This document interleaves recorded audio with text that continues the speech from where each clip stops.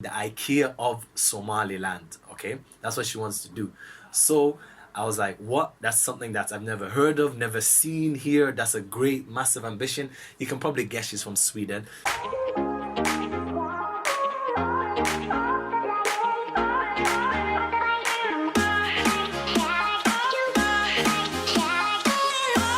What's up, guys?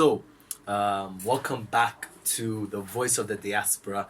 This is my second one. If you haven't watched the first one, make sure you go watch it. It was with Ahmed. We're doing some deep talk. But yeah, so today I've got someone really special that as soon as she said what she wants to do here, I was like, yeah, boy! The IKEA of Somaliland. Okay, that's what she wants to do.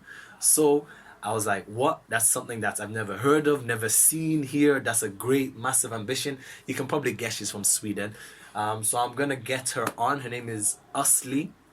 I'm going to invite her on. And yeah, guys, make sure remember to hit that like button if you like the video. Hit that subscribe button and hit that notification button so you guys can keep up to date. Give me back feedback, guys. Like, I got feedback that the audio wasn't that great, so I've changed it. But yeah, just give me some feedback, all right? Let's go. Yeah, she's gonna appear. Ready? I'm gonna snap my finger and she's gonna appear. Oh, and she's here. Oh, yeah. What's up? What's up? So I told them your name. Yeah. But go on, tell us, like, I know Somalis have like 3 long names and stuff. Yeah. So tell us your name, and tell us, like, yeah, where you're from. Give us your background. My name is ASLI Abdurrahman, and I'm from Sweden, born and raised. I study interior architecture and furniture design at the University of Konstfack in Stockholm, Sweden. Okay. I am a carpenter, a designer, a jack of all trades. Yeah. I like that. Okay, all right. Yeah. So Sweden, you said, right? Yeah. How's Sweden? Sweden is good. It's cold, and it's dark for the winter times and stuff like that. But it's home. It's where I grew up. It's where I have most of my memories, and yeah. Well, okay. So like, you've obviously come from Sweden to here. Yeah. How long have you been here now for? I've been here just over 5 weeks. Okay, nice. Yeah. So that was like summer. You came here for the summer. Yeah. All right. Okay. And how's the summer so far? The summer has been great. I think I was here last year with Ugbad, my friend, and we decided to come back again because we felt like we needed to network, socialize, meet people more. And I feel like I've been doing that this summer, putting myself out there a bit more and telling people what I do and just... Yeah, exactly. Yeah. She mentioned Ugbad. By the way, this is a shout out. We're actually right now in her hub's studio. Yes.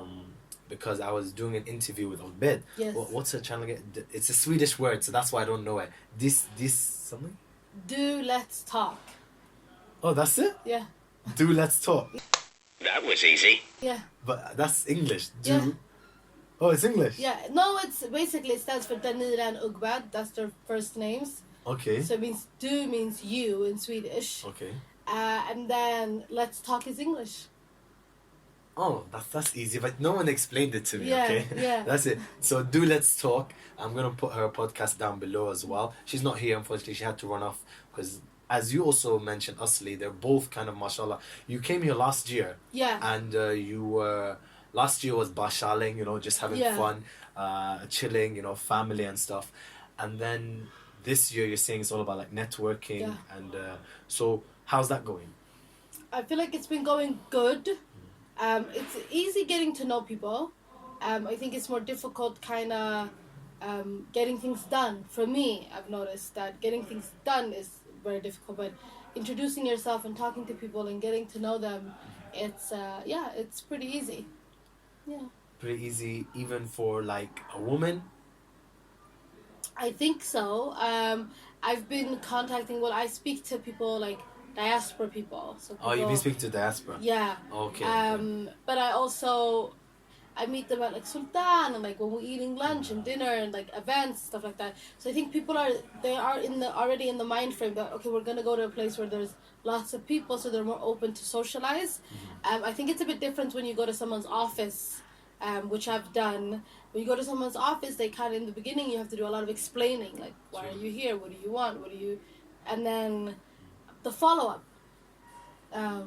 You get in contact. I get in contact with you today, Yeah, and we have come into your office. We have a wonderful chat, and then I give you my number, and then you go, yes, I'm gonna put you in contact with some people, and then nothing happens. yeah. Yep, that's officials. Yes. That's official. That's office for you. Yeah. But I've had the same. Yeah. Tried to go to education. Yeah. Went to the DG of education. Yeah. Same thing. Nothing came about it. Yeah. But so interesting. So what would you say percentage wise? You've been like networking more with diaspora.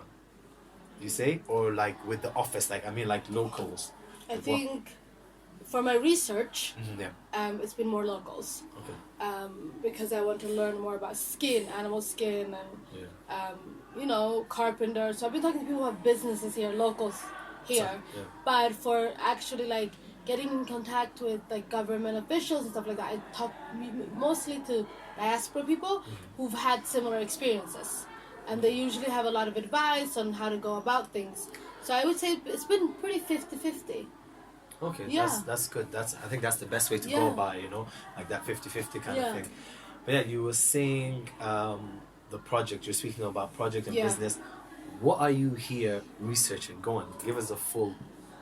Well, what happened? Give me. I'm gonna give you and everybody else the full. That's it. What happened was, I feel like in the beginning, I study at a university, like I said, and it's one of the top 10 design schools in Europe. And I noticed pretty quickly, I'm the only Somali person in my university. What? Really? Yeah. In the whole university? In the whole of the university. Okay, what about black? I think we're like maybe just under 10 black people. Yo, which city do you live in again? Stockholm. No way, not Stockholm. Yes. I said, what? She said, yeah. I said, no. Stockholm, the capital city. I feel like this university is they're working on it, diversity and all of that, but for many years it's kind of been a secret. We didn't even know it existed. It was kind of like prestige and like only even the process of getting in is kind of like still very unfamiliar to most people. It's like you have to do the work to get in, and then you have to, you know, it's a long process. So when I got into the university, I noticed it was one other Somali guy. He was studying fine arts at the time, and I'm the only one who wears hijab, the only student who wears a hijab in the whole of university. So it's been it was eye-opening for me in the beginning. I felt like in the beginning I always looked for something that I could like kind of, I don't know, what's the word? Connect, gel, understand, Yeah, just something that was familiar. Always looked for something that was familiar. And then even in my design, I've learned, like the first year was obviously you learn the machines and the wood workshop. It's a very good university. We have, I think, 3 different wood workshops, 2 metal workshops. You know, all of these, you can blow glass, like there's all of these things. So in the beginning, I was always looking for things that were familiar, and I couldn't find any. So then I decided that, okay, well, I'm going to start building and making things that are familiar. I'm going to check this out. Sorry about that. I think they're leaving. I think they're packing up, leaving, right? So hopefully they leave. So yeah, we're at Her Hub. So in Her Hub, there's a lot of organizations that run programs for students and things. So that's what's happening. The students are leaving now. Yeah. But don't understand. We'll just continue. So I've always been looking for things that are familiar to me. And I've noticed that when we had design, you know, projects or anything that was being built or designed, in my education at least, I would always try to incorporate something that was either, if it's just black people in my illustrations, or if it's like making furniture that kind of reminds me of something that, you know, my mother would like. I was always doing and building things. So this year it's going to be my final year in the university.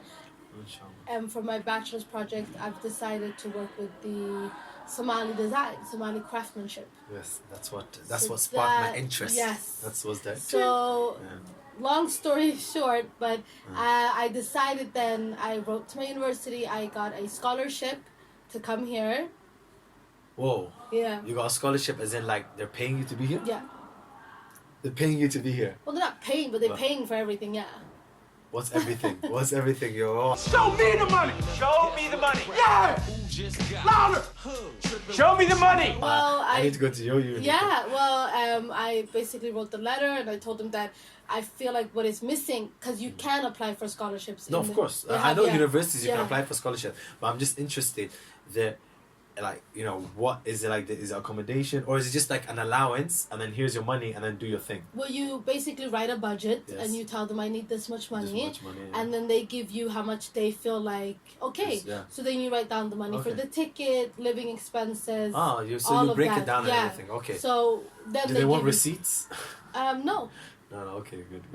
That's, They don't want that's, receipts. imagine trying to get like receipts In from like Somaliland. someone, yeah. I don't know if I can get you. I can take pictures of like me Yeah. purchasing stuff, but I don't know if I can get. And he said no, I have to document my time here though. So that's what I've been doing. How? Well, usually I take pictures. I do voice memos because I will be writing a thesis. So, So I usually do voice recordings of like weekly voice recordings. So that's what I've been doing. so like a diary, but it's voice Yeah. memo. Okay, Yeah. I like that. And I think it works better for me to do voice memos because I'm dyslexic. Yes. Yes, Same. so- I am as well, yeah. by the way. So people, and I feel like it works. I've actually been told that people who are dyslexic they work in more creative fields. 100%. Yeah. And there we go. You see, she's creative, like artistic. Yeah. I'm creative, like video and podcast. Yeah. Yeah. So I do voice memos because it helps. And if anybody struggles with that, I feel like it would be much easier to do either to record things or to write up down immediately. Also, that helps. Yeah. Yeah. Yeah. Yeah. No, for sure. But like, what is your dyslexic? Like Mine is- okay. yeah, You yeah. want, let me. So then. Do you? Yeah, I'll do me Yeah. first. Is my dyslexic is I got diagnosed when I went to school. Yeah. I went to a special school for like dyslexic. Yeah. Back in England. Yeah. And for me it's not that big. No. It's not that severe actually. The only thing is I do is my spelling. I switch up the Yeah. letters. Yeah. So like pilot probably, Yeah. you know, I'll put like L-I-L instead of L-I, Yeah. you know, or something like that, or like giraffe maybe, you know, like I flip Yeah. just one letter, the Yeah. E or the R or something like that, you know. Yeah. Nothing. That's the only thing. That's the only the biggest thing Yeah. from my dyslexia, and then the benefits are like I'm creative, you know, and things like Yeah. that.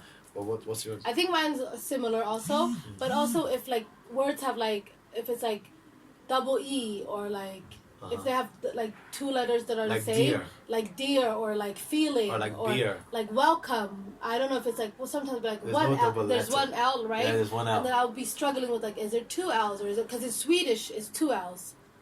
So So Swedish is messing it so up. it's like all of these languages come like are in my head. So I'll be like welcome, okay, välkommen, okay. So it's like Well, yeah. it's that and short time like my memory, short time memory. I can read something, Yeah, and then and the minute I read it, you'll ask me about it, and I don't remember it. okay, yeah. okay, yeah. So I have to read things over and over again. And if you tell me something like, "Hi, my name's Khalid," Oh yeah, names names. I'll never, just- names goes out. I'll the be window. like, I remember faces. Well, Yeah. your faces, person. faces. I I can never remember forget a vaguely, face. vaguely. Like maybe I won't remember where I saw Yeah. you because it was such maybe a short time, but I'll remember your face. Yeah. Like I'll be like, yo, I've seen that guy somewhere or something like that. Yeah. The thing that's a bit different, I don't know if it's because I am dyslexic, but my sense of smell.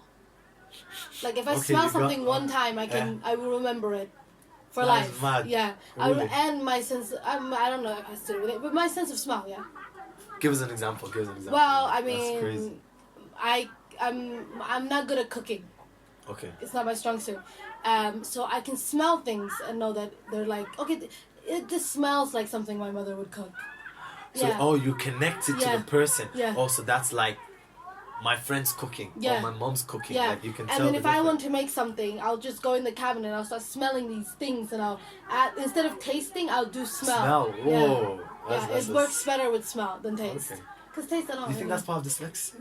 I don't know, but I feel like since my memory is a bit like Oh, so it's another sense is working maybe harder. this yeah. one's better. Like- Who like knows? When you can't hear, your eyes probably better. Yeah. Yeah, reverse. Maybe it has nothing to do with dyslexia. Hold on. But so what were we talking about? So yeah, we're talking about your school, Yeah. being like the only black, and then Then yeah, you brought up that you're dyslexic, so I just went there. I record my Voice, yes. voice notes, yes. So inshallah, when I go back, my goal was then to look for something that is locally made and made by local materials. I quickly found out that we don't produce anything in Somaliland. We don't make anything. We don't make anything. No, we make fizzy drinks, SBI. We don't even make art. We bring that from Ethiopia. Yeah. Maybe like we sell oranges.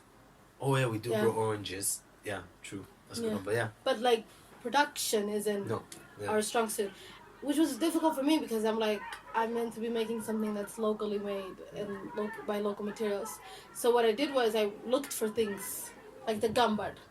Yes. The gumbud, by the way, can you explain what the gumbud is, because not everyone's Somali. Well, the short version is the gumbud was made by an unknown person, designed by an unknown person.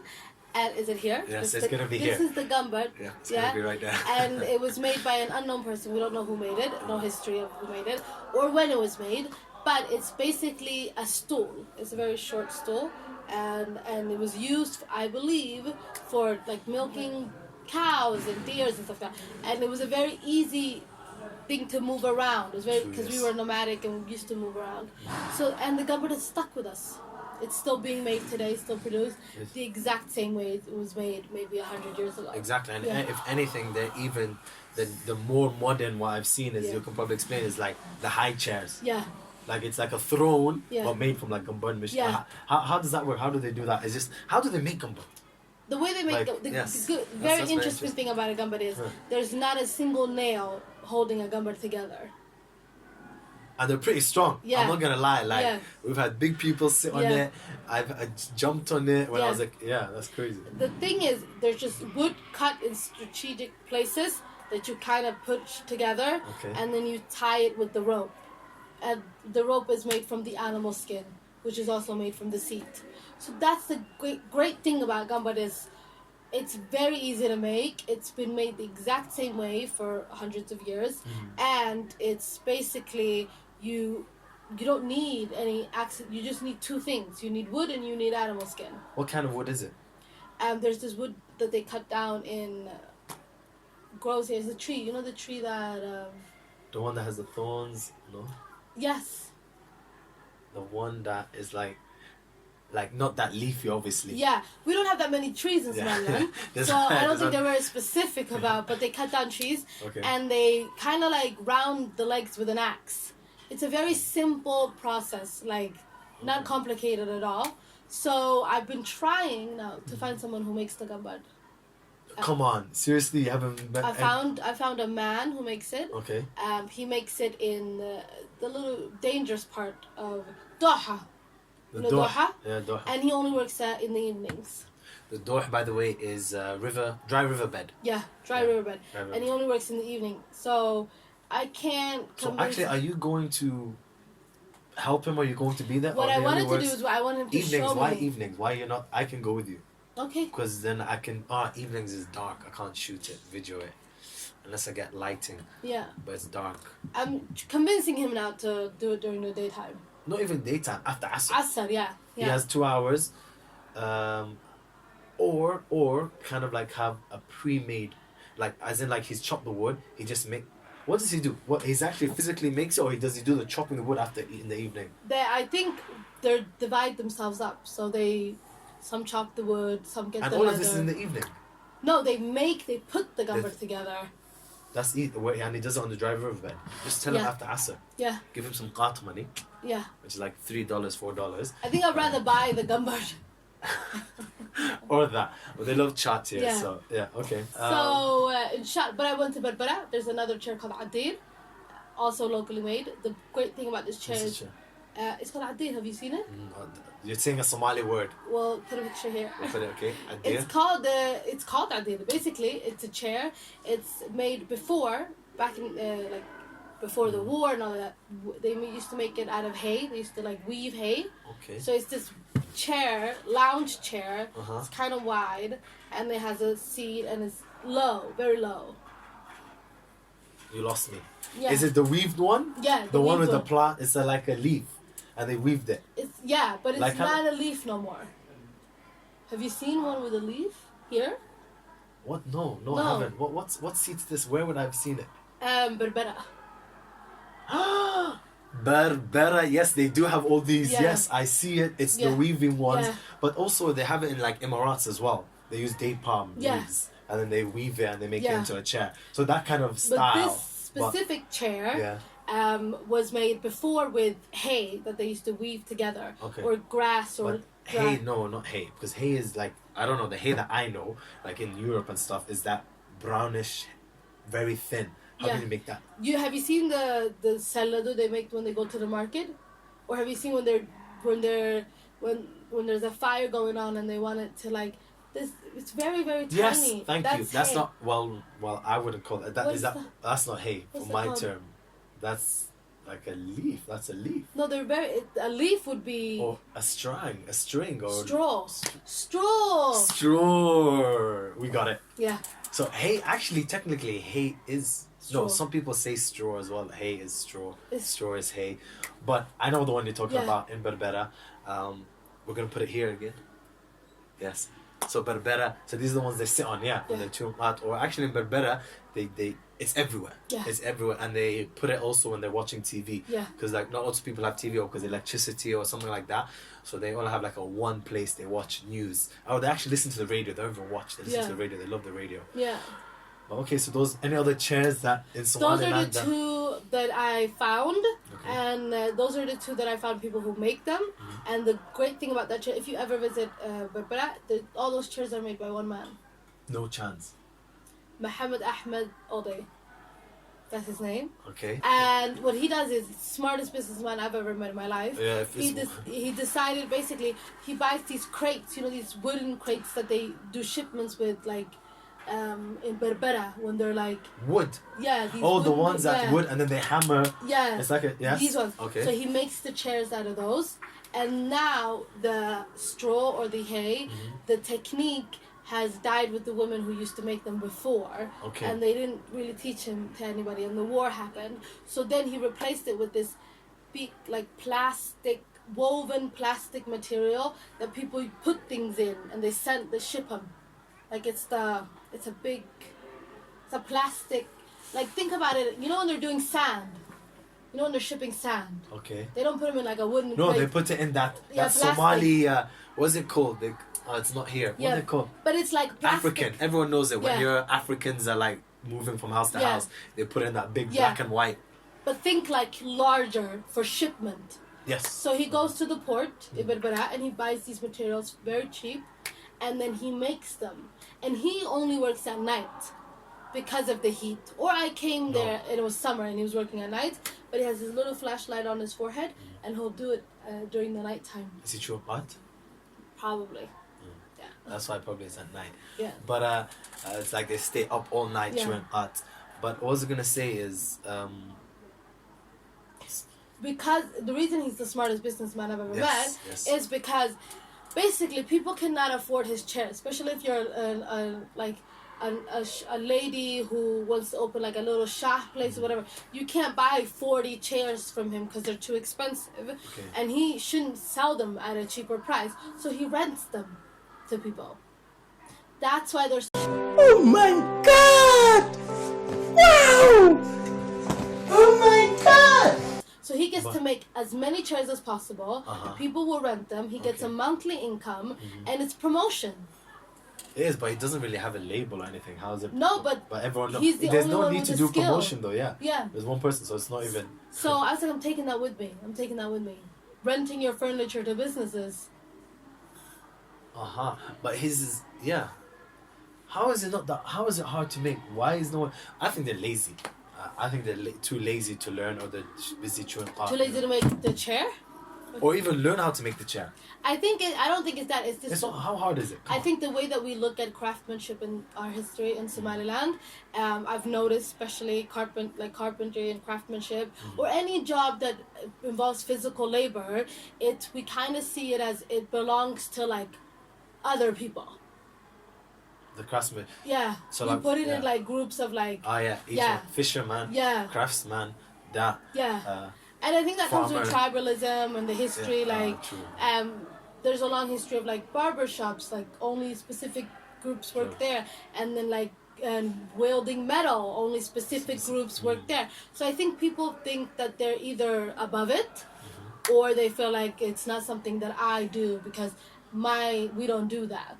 And I feel like now, especially in this day and age, craftsmanship is it's dying out a little bit, especially in our Somali culture. Things made by hand, I mean, it's lost its value because you can order something and you can get it the next day. So why would you wait for a customized chair to be made? You know what I mean? Exactly. So I think that, I don't think it's laziness. I just think like people just don't appreciate it no more. Wake up, wake up, wake up out of your sleep. Now, how would you make people appreciate it? Like programs, obviously, but like, how would you go about doing that? I think or my is it a goal. secret you don't want to share? No, I want to encourage anybody to do this. I think my goal is basically this is why I'm studying the Gambad and the Adir. I want to basically show them that this is what we used to make, and this is how we used to make things, and we have a history of making things by hand. And I also kind of want to like take the baton or like pull it into this day and age as well, and be like, if you take this chair and if you take this gambad and you put it together, maybe this is how it would look today for, you know what I mean, with these skill sets. Yeah, is that the design they're trying to do? I'm trying to do it. Yeah. That picture, The woven. Pattern.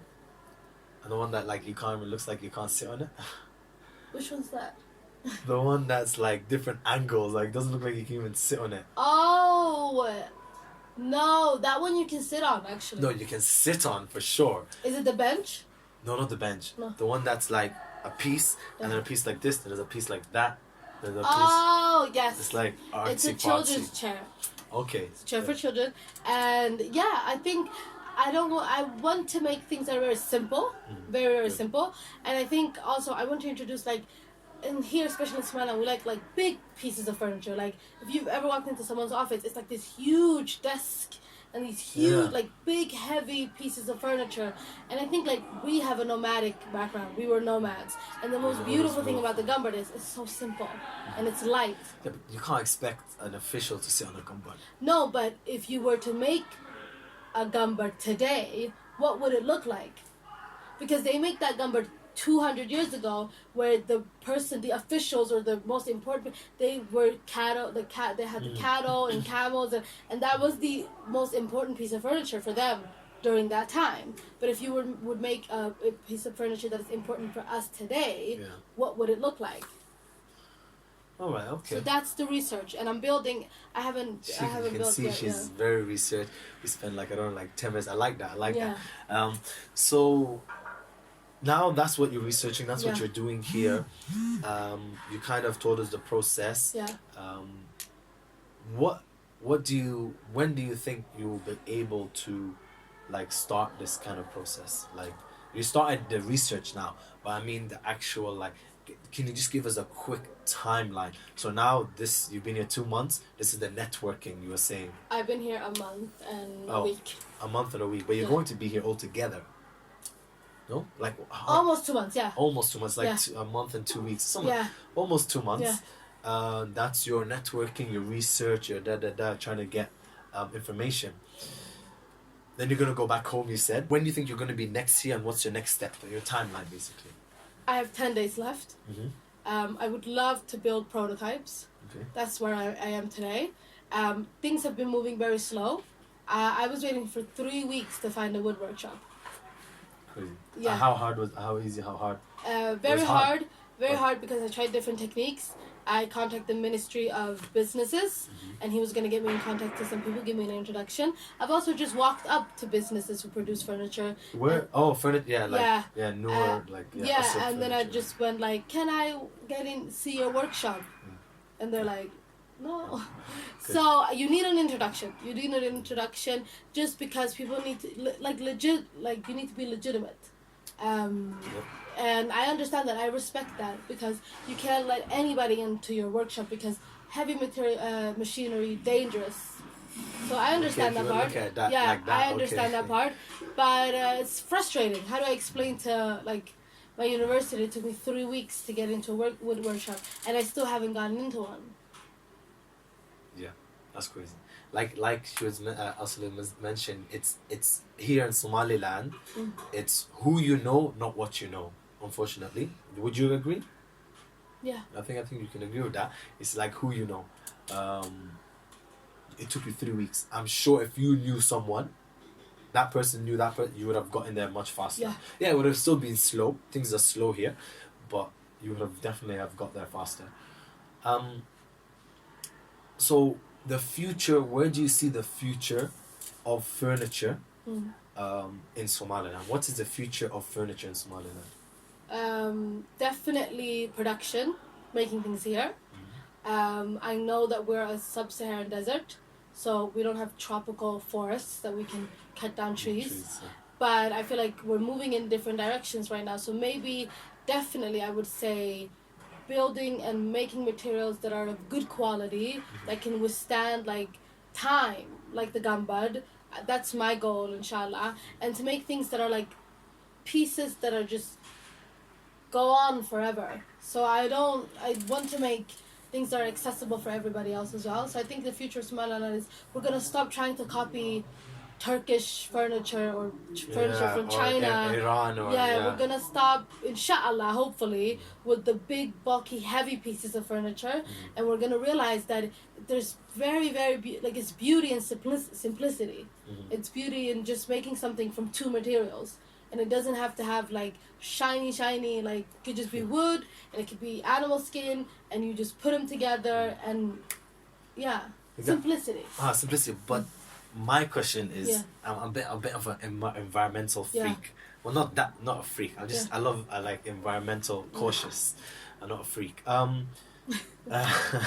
Freak of the week. Anyway, so you're what was I gonna say about? Yes, you were talking about chopping down woods. You know, chop that money. Yeah. Okay, but chop that tree. But like that's like environmentally, like you said, we're sub-Saharan. We haven't even got that many trees. Yeah. So how is that the future of Somalia? Like you're chopping down trees. Well, I think I've thought about that as well. Mostly you need wood to make furniture. Most woods are made out of furniture. Yeah. But there's other techniques. I like mean, some furnitures are made out of metal, rope. Like you can make furniture out of different types of wood as well. Like you don't need solid pieces of wood. Okay. There's different MDF. Oh, you're just saying letters now. What's MDF? MDF is basically the waste materials when you're cutting trees and sawing the what sawdust. What about carbox? You can carbox gets wet when it rains. Shit. It's paper. No, but can't you like collect all the carbox, put them together, Yeah. make them? No, it still gets wet. I feel like if I were Put to waterproof on it or something. Like that chair. I don't know which country I've seen it in, but there's this advertisement. Yeah. I don't know what it's made out of, but it's a chair that's like this size, like just like a one-person chair, but then it goes like a xylophone and it goes into a big one, and then they put the cushions and stuff like that on top of it. Could Have work. you seen that? Could work, yes. I think what I'm trying to focus on right now is like fun. I think that works in theory. It's like, have you ever seen anybody sit on a chair? Well, they have on the advertisement. Or they sit? I've seen them pull the chair out. Yeah, they haven't. But I haven't seen people be. The construction, like, it looks solid. Yeah. It's a solid because how they built it. It's flexible this way. Yeah. But it's solid pressure, like sitting on it. Like, yeah, you're not jump. I don't think it'll take you jumping, maybe depending on how heavy the person is. But it looks solid.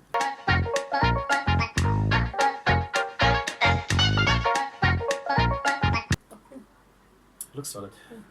So wood. We're talking wood, about chopping yeah. down So trees, chopping wood, environmental. yeah. So you can. There's many techniques. I've been thinking about like outdoor furniture that's kind of like stuck in one place. You can make them out of rammed earth, sand with lots of sand. What's rammed earth? Rammed earth is the technique where you press basically sand, a little bit of clay, cement or concrete. You pour it in with a little bit of water, and then you take these like big machines that kind of presses it, puts it together, and it becomes solid. But into a block, into a shape? Or? Any shape you want. Termites use the rammed earth technique, but without concrete. It's their spit. Have you seen the big houses that they make? That's basically... But it's not that strong, and then water idea. can... It's actually fire resistant. Oh, that's fire. But It I'm talking- withstands water, rainstorms. really? Have you ever seen their houses be like? no, No. unless you You, smash even if you took one of those, like it would take forever. it. Okay, so Yeah. so So you can work there's with different- sand. You can work with just not wood. Animal skin's a big one. So I think the future would be minimizing like wood, and working with other materials. So it wouldn't be these big pieces of furniture with wood. Mm-hmm. It would be maybe the legs are made out of wood and the seat is made out of leather, Yeah. or it would be different. That is the future, and I definitely don't believe in cutting down trees. We don't have any. we don't have Yeah. exactly. But I'm not a fashion. Well, I'm Yeah. a bit of fashionista. Yeah. But no, like leather. Leather is animal skin, or is leather only cow skin? Leather is any animal skin. Okay, so Yeah. that's what leather is. Okay. Yeah. So crocodile leather, right? Yeah. Snake leather. Okay. You can. By the way, I don't support those alligator and Skates. crocodiles. Don't kill them. Yeah, skin. Usually they say snake skin and alligator skin. Leather is basically That's the what- inside. You know how cows, they have like hair on top of them? Sah? Yeah, so you remove all of that, Sah. and it's the layer that's underneath all of that becomes leather. Okay. But crocodiles and animals, they have beautiful skin on the That- top. yes. So usually people use the skin, Because snake will have a leather, but Yeah. they keep the scales or Yeah. whatever because it looks nice looking. I don't know much about snake Oh, skin yeah. and alligator skin, but snake, they shed their skin, don't they? Or they flake. They flake. Yeah, The dead skin. they have like this beautiful thing, but it's Yeah. not their skin, no. It's But I not- feel like you can make leather out of snake skin if you just turn it inside out. Yeah, but we don't give people ideas Yeah. like that here, like snakes have rights, Yeah. and all that. But alright, so we don't want to cut down trees. That's No. good. But I noticed there's a lot of plastic chairs here. Yeah. Do you think that's the future, or do you think it's not, or like what's your thoughts on that? I feel like it's actually been very interesting for me to see a lot of people using the same garden plastic chair. I thought about why, and it was a part of my research. The main reason people use these chairs is they're cheap, easy to replace. So, They're stackable. You can stack them together. Yeah. Very good if you own a business, because if you need to clean quickly or if you move need to store them, Yeah. they don't take up that much space, and they're very light. So if you have workers or if you're moving the chair yourself, you can do so. And I think if you take these qualities from the chair and you make them out of a different material, people would buy that chair. I just feel like it's the qualities that come these chairs possess. Nobody's ever made anything that competes with that. Alright. Yeah. So yeah, exactly. No one's built any furniture. People have just either plastic or Yeah. even gambud. That's Yeah. it. Those are the only. Yeah. And the other one you mentioned, I did. Adir. Those are only really stable chairs Yeah. here. Even though plastic is not from us, No. but that's like the stable Yeah. chairs here. So the future, we need to change that, because plastic as well, they break it and then they just throw it, Yeah. and then that's going to take forever to Yeah. biodegrade. Yeah. While wood, I guess, is better. Wood is better, and I think also we need to think about like circular design. Like, what happens to if I make a piece of chair today? What happens to it the day the person who purchased it no longer wants to use it? So I think that's the problem kind of here. We buy things, but we don't know. Even trash, like you drink a bottle of water, but you don't know what to do with the bottle of water afterwards. You Yeah, can't there's no- recycle it. So I think I've absorbed all of these things. So if I'm ever gonna do something or produce something in Somaliland, I'm definitely gonna be keep in mind. I'm very cautious. Like, if I make this chair, the day you no longer want to use it, or if it breaks, like, I need to be sure that it has a place either back into my business again, where I can recycle and use the materials, or if I can maybe do something else with the materials that I have left. So it needs to be a full. I definitely don't want to contribute to the waste that's happening in Somaliland. I like that.